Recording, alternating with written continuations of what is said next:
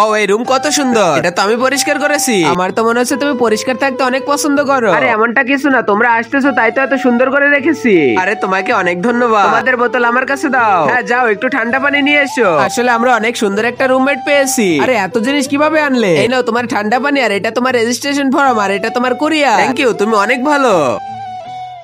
আরে আরে তোমার কি হয়েছে? তুমি কান্না করতেছো কেন? আমার বয়ফ্রেন্ড আমার সাথে ব্রেকআপ করে নিয়েছে। আরে ঠিক হয়ে যাবে, তুমি ওই ধোঁকাবাজের জন্য তোমার চোখের পানি আর ফেলিও না।